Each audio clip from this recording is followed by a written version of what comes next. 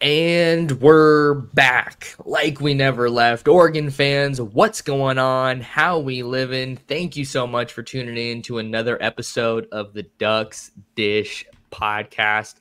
It's Tuesday, June 4th, 2024. I'm your host, Max Torres with ScoopDuck on 3, joined by Spencer McLaughlin for another edition of the ScoopDuck Daily.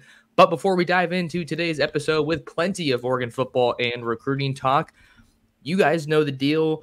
The Ducks Dish podcast is brought to you in part by Ranchito Grill in Springfield. Not sure what your dinner plans are tonight, but head on over to Ranchito at 1537 Mohawk Boulevard. Try their homemade tortillas. They got great food, a great environment, and they will take care of you. Say what's up to my guy Ruben and let him know that Max Torres sent you. Spencer, I was on your show yesterday, aired today, and now you're on my show. How you doing, man? Good to see you. I know, it's been so long, Max. It's been so very, very long, but living well, always ready to talk Duck football. Absolutely, absolutely. Well, good to have you back on, man. Good to see you. Always enjoy talking Ducks with you. So we're going to talk some Oregon recruiting, and then I have an Oregon football question to kind of run by you and get some interesting discussion. So I just wrote this story over on ScoopDuck.com, and remember, you guys can try us out for just $1. Gets you a month of access over there. But we have a new visitor to discuss in the month of June, as 2025 Folsom, California defensive lineman Josiah Sharma has locked in an official visit to Oregon on June 14th. So just under 2 weeks away from right now, he'll be making his way back to Eugene for an official visit. And Spencer, kind of the thing that makes this a little bit more interesting, he was just in Eugene over this past weekend. So I think that kind of makes this a juicy story right now for all of the Oregon football recruiting junkies out there, because Oregon's going after some big-time talent along the D line, but they only have one true defensive lineman committed in Matthew Johnson out of De La Salle in Concord, California. And they also have coveted edge rusher Nasir Wyatt, who is a bit of a tweener with his frame at kind of like 6'2", 215-ish. So I just want to talk about Sharma now that he's going to be taking his official visit. Yeah, I think these sorts of players are going to continue to stack up for Oregon, both in the recruiting pursuit department and the recruiting commitment department. And, certainly an interior defensive lineman, whereas, Johnson can probably play a couple different spots, but Nasir Wyatt is someone who looks like a pure edge rusher. But I think that the strength of Oregon's defensive line recruiting over the last several years is just being put on notice. I think everybody's just kind of realizing, yeah, these guys are going to recruit defensive linemen at a really high level, develop defensive linemen at a high level, and I think Oregon should expect to see anywhere from 5 to 8 blue chip defensive line recruits in every single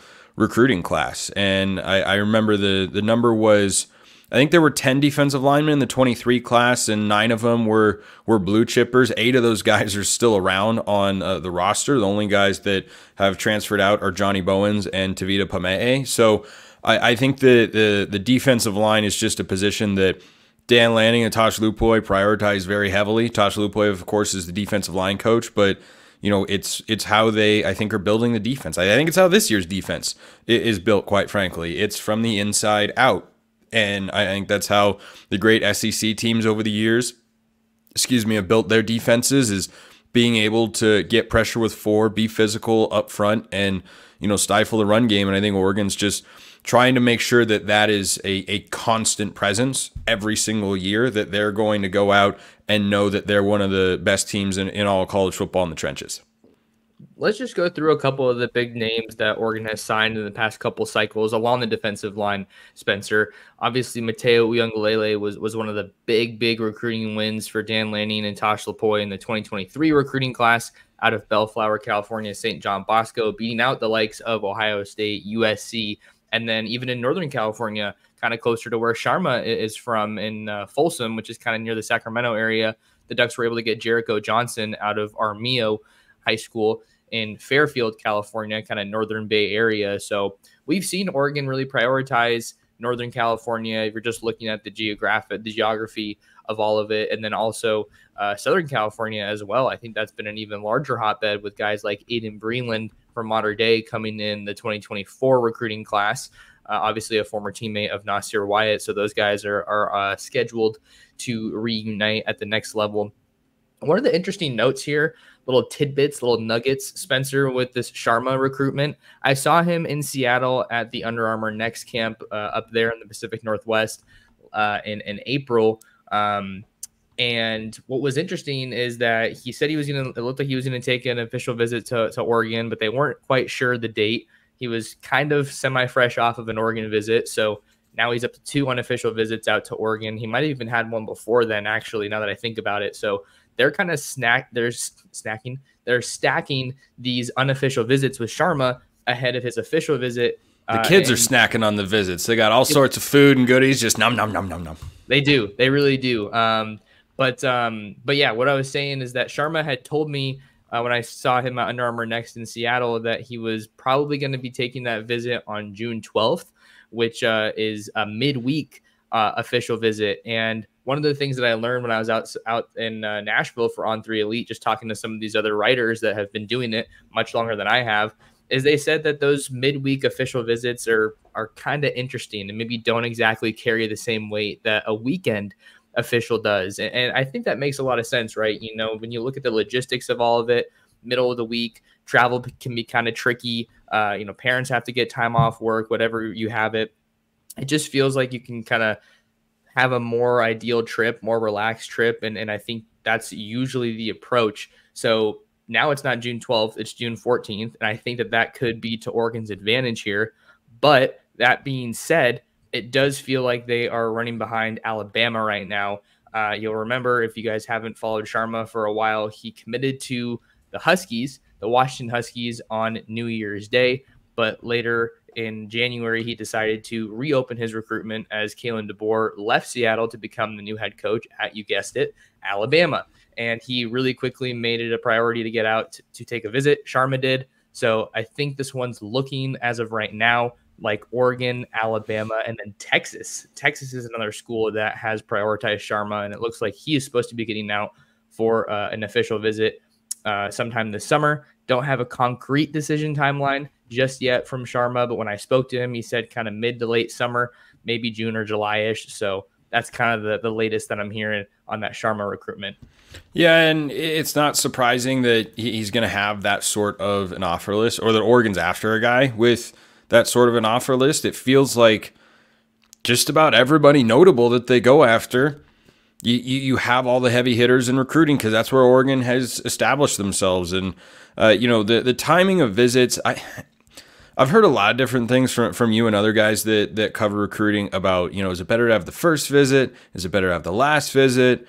Is a weekend more important? Should you get a game day? Like, I think it really depends on the kid.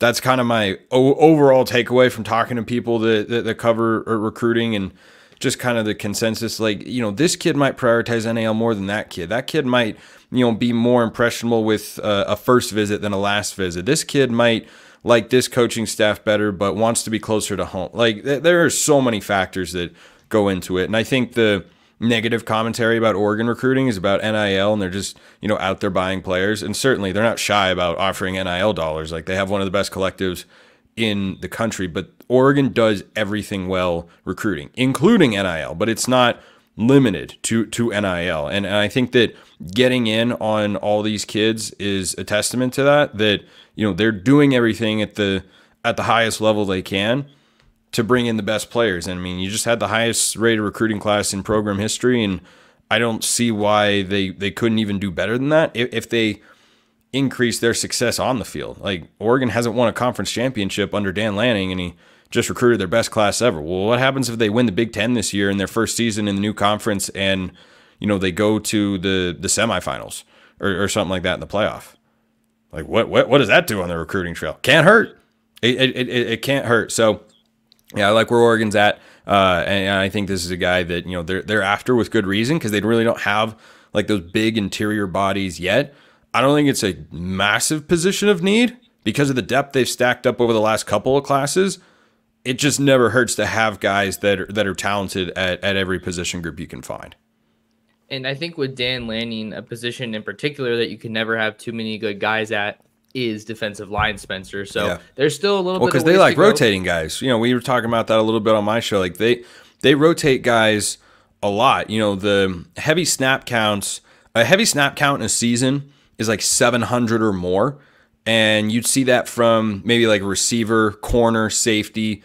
But when you have, you know, defensive linemen, linebackers, it doesn't apply to offensive linemen as much, but on the defensive side of the ball, you'll see guys more in the 300 to 400 range, at least for Oregon the last couple of years, because you got to keep guys fresh. And if you have the talent, then you want to rotate them in to keep them fresh so that your best guys can be at their best when you need them the most. And I think that's what Dan Lanning and Tosh Lupoy are setting up, is that, you know, they can rotate guys and keep them fresh, keep them healthy throughout the year as well. I mean, did Oregon have a major injury along the defensive line last year?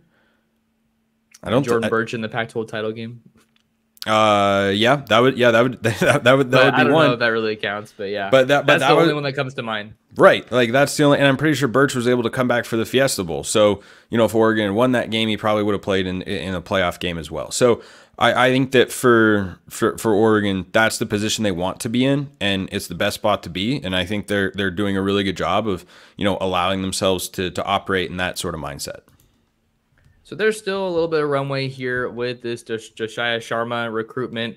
Like I said, Spencer, it seems like the common held belief has been that Alabama has been the team to beat, but Oregon getting him on campus for multiple unofficial visits certainly doesn't hurt their case. And I think getting him on campus for that weekend official visit only helps things. But outside of Sharma, you have some other names to watch over along the defensive line, and I wrote about this on ScoopDuck, so make sure you guys check that out. Come see us at ScoopDuck if you haven't already. Trajan Odom is a big one to watch out of the state of North Carolina here in the 2025 class, originally from Inglewood, California, so kind of a West Coast guy at heart. I think that one's looking like it could end up being an Oregon versus USC battle, but he did also recently make it out to Ohio State, so we'll have to see. Then you also have Isaiah Gibson, a big-time defensive lineman, the number 2 edge in the On3 rankings out of Warner Robins, Georgia. He's verbally committed to USC. I got to talk to him during the On3 Elite Series in Nashville, and it looks like he's going to be taking his official visit to Oregon during the Ohio State game in October. But a development on him, Steve Wiltfong with On3 put in a recruiting prediction machine pick for Gibson to flip from USC to Georgia, which I think it makes a lot of sense because he's from Georgia. I didn't get the feeling that he was going to stick with USC, but we have to see. And then the two other names you got to watch is Floyd Bacard along the defensive line out of Miami Central, and then Jaden Jamal Hain out of Santa Margarita Catholic here in Southern California. Just got offered by the Ducks. He's originally from Berlin, Germany, has only been playing football for a couple years, but you got some big-time schools in the mix there.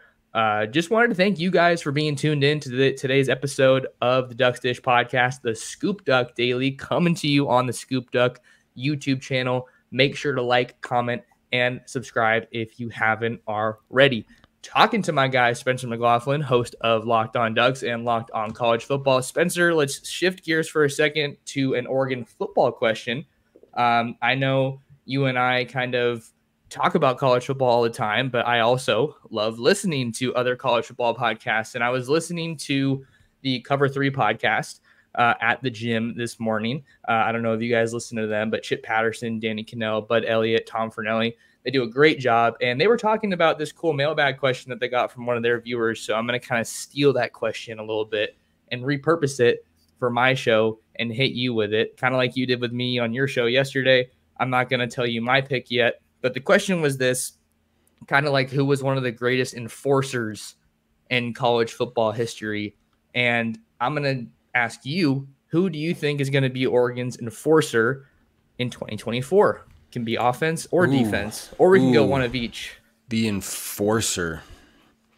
Man, that's tough. That's tough. I think I can come up with one on either side of the ball. I'll start defensively. I think the answer is Jeff Bossa. I think that's a guy who, you know, has really learned to play the linebacker position really well after being recruited as a safety coming out of high school. And, you know, he made that jump. And in 2022, a little bit of a struggle. In 2023, man, he got a lot better and was second team all Pac-12. I think he's the leader, but I also think he's a pretty hard hitter out there. And that's not something that you said about him as a linebacker when he first made the position jump, because he was a little bit smaller, but he bulked up, and I think he made that adjustment really, really well. And I mean, he's the leader of the defense. He's the quarterback over there. So I'll go with Boss on offense, or on defense. And then offensively, gosh, I mean, there are a couple different guys that you could say are, physical, laying the lumber, but I'll go with Marcus Harper here along the offensive line. I think he's kind of the leader, the vocal leader of that unit. Like, Connerly and Cornelius have NFL prospects, and they're the most talented guys. But I think Connerly's a little bit more of a quiet kid. But Harper's going into, I think, his third year starting, up to third or fourth, because he was on the 22 and 23 teams, but I think he was a part of the 21 offensive line, or at least a little bit. Like, he's been with the program for several years now, and I think he's a guy that isn't necessarily as much of a pancake guy in the run game, but I think he's the tone setter. I think he's the guy that kind of holds the offensive line together, and he's the glue up there. And right now on the depth chart, before the potential addition of Bryce Foster from Texas A&M, you've got I think a couple guys that are experienced and important. I don't think there's anyone that is as experienced or as much of a leader up there as Marcus Harper. And I think he's someone that a guy like Poncho, who's younger and is going to start at center this year in all likelihood. I think that he's looking to Harper for that sort of veteran leadership. So those would be my two picks. But I like that question about the enforcer. I think you could have picked any of the defensive linemen as well, like Jordan Birch for instance. But I think Bossa and Harper, their statuses as just veteran leaders in the room, I think that's what sets them apart for me. And you have a lot of guys that can make hits. Tysheem Johnson is a pretty hard hitter. Any of the running backs, Jordan James, frankly, could be listed as the enforcer of sorts. And when I say enforcer, I'm thinking hard-hitting guy that is a leader and a tone setter. And I think you have to be somewhat of an experienced player to have that, which is why I've got Bossa and Harper as those two picks. Certainly there are other candidates, but those would probably be my top two. Bossa has been a guy that I think has really upped his stock in the past couple of seasons.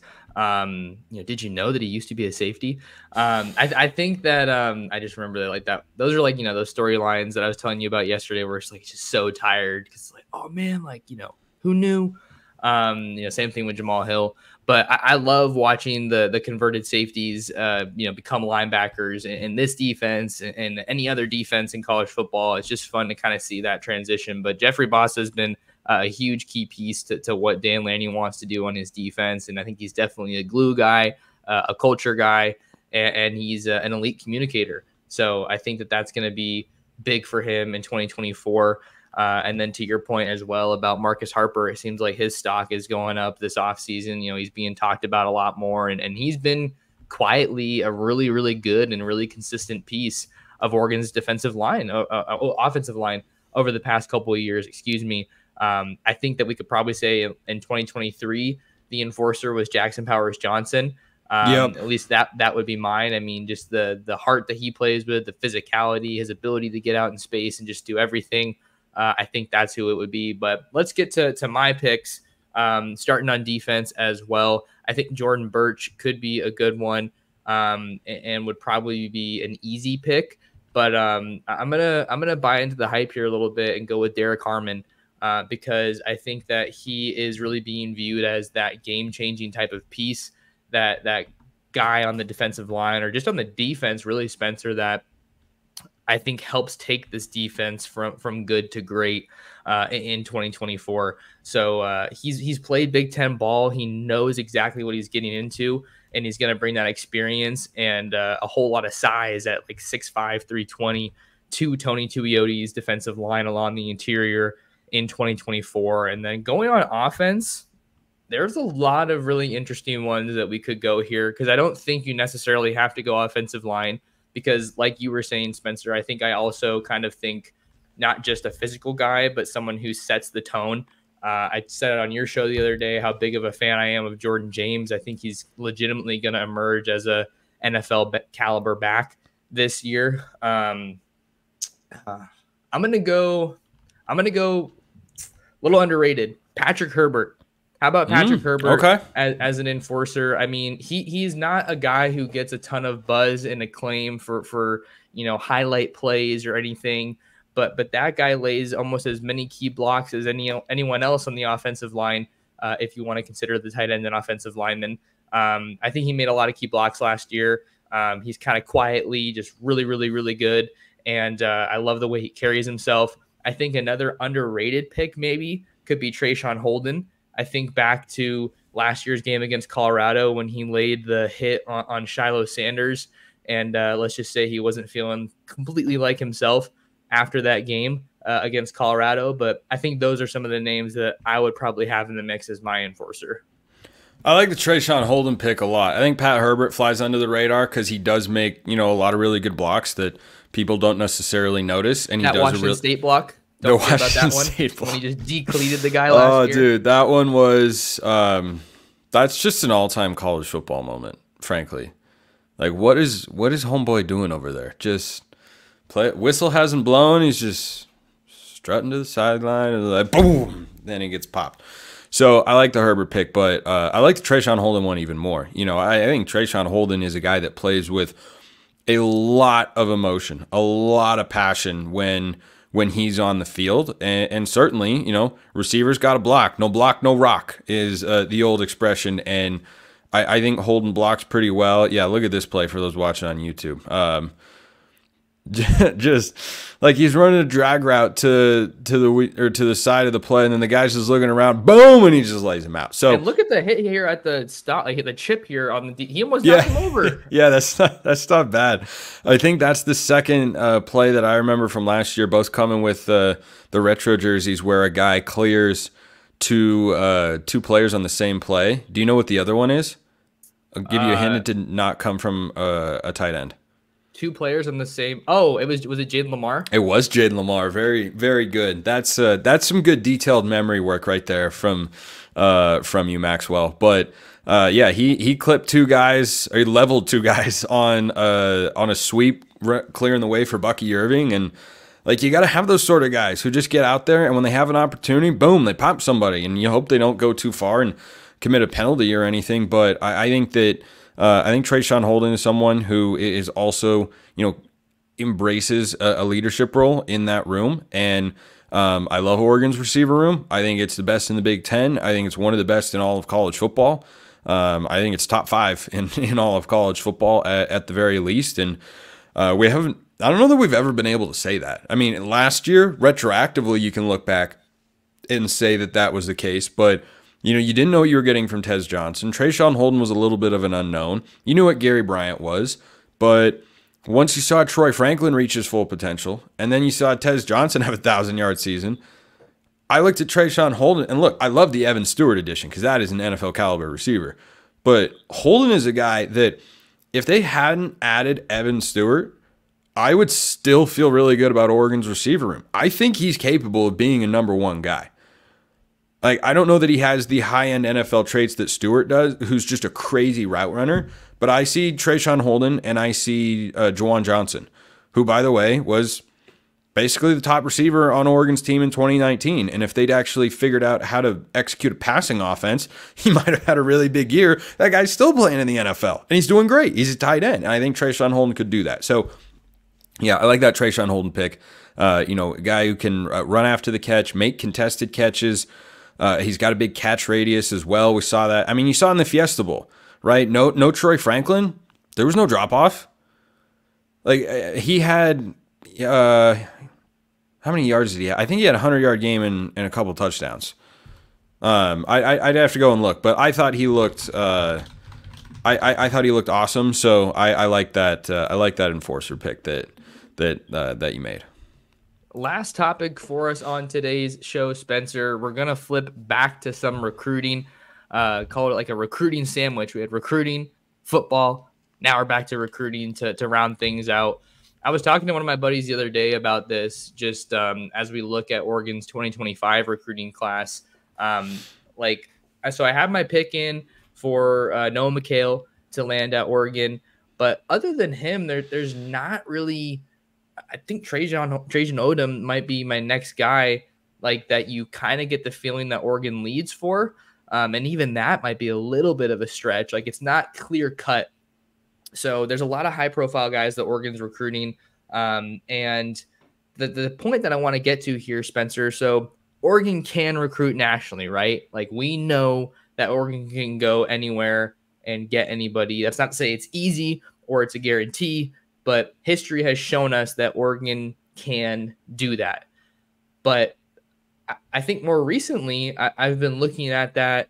It's a plus and a minus. The fact that you can recruit nationally, but also you have to recruit nationally. There just isn't a massive amount of talent in Oregon. So that's why you see the Ducks prioritizing California the way they do. That's why you see the Ducks making Texas kind of their secondary pipeline state.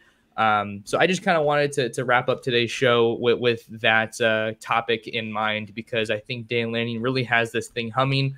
And then you look at how they're playing on the field, and then obviously the advantage that they have with that Nike brand in the NIL era. And I think that's really what helps make this a well-oiled machine and make it truly possible for Oregon to go anywhere. That doesn't mean they're going to get everybody anywhere. Like I want to make sure I'm putting that point out there, but they have the ability to do that. Yeah, and I think that they've established themselves so well that the have to is no longer a hindrance or an obstacle.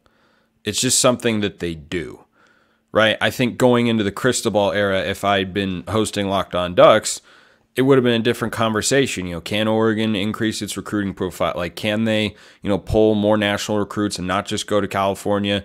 Well, now they have. Cristobal started it. Lanning and company have built on it. And here we are. And I don't see that changing anytime soon, because you got everything you need. Like, Lanning works his tail off. He's got a great staff of recruiters. Oregon's brand is well established. They're going into the Big Ten.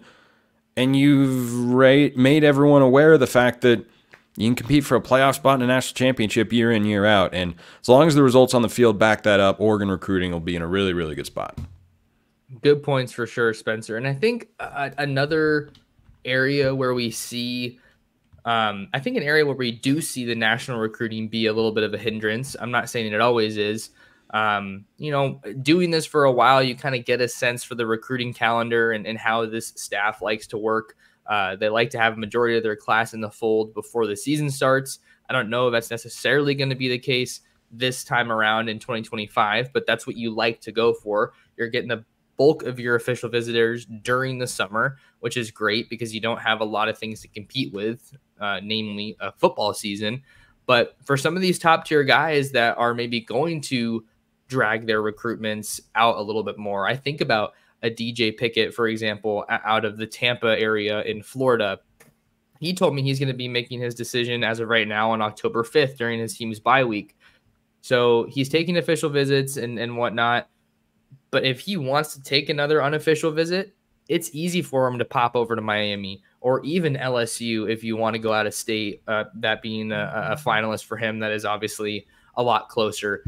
It's not as easy, Spencer, to say, oh, yeah, I want to go out to Oregon after my Friday night game and go see a game out in Eugene. That's thousands of miles away. And I'm not trying to bring that to the table as a pessimistic point of view at all. I just think sometimes fans think that, Oregon is just, they're doing everything and they're going to get everybody. But like, as good as they're recruiting, distance is still a hurdle in some regard.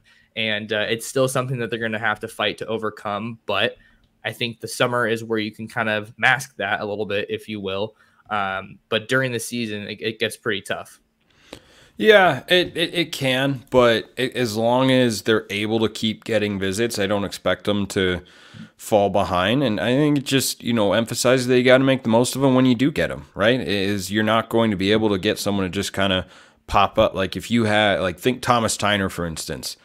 How easy was it to get him to come visit campus? It's what, a 45-hour drive from Aloha to Eugene? Like that's easy. And other schools have that advantage. If you're recruiting a kid out of the Dallas area and you're TCU, guess what? It's not that hard to get him on campus. There's just not that much to schedule. You don't have to look at flights and schedules. Just like, hey, can you pop in this weekend? We got a bunch of guys coming. Would love to have you as part of the visit crew. Sure.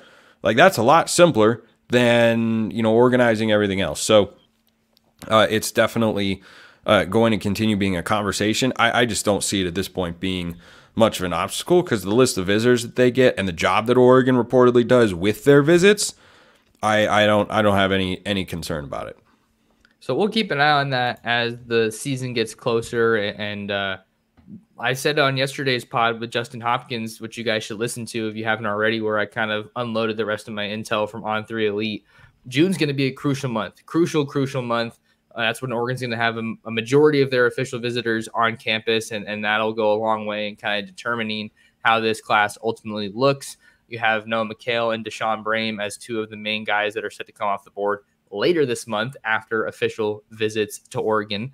But it's an ongoing conversation, and we're here to talk about it here on the Ducks Dish podcast and over on ScoopDuck.com. Come and see us at ScoopDuck and try us out. But Spencer, before we get out of here, where can the people find more of you? I host Locked On Ducks and Locked On College Football Monday through Friday on YouTube and wherever you get your podcasts. If you want to just drop me a note on X, formerly known as Twitter, I'm at SMcLaughlinCFB. And my man, always good to come by and chat.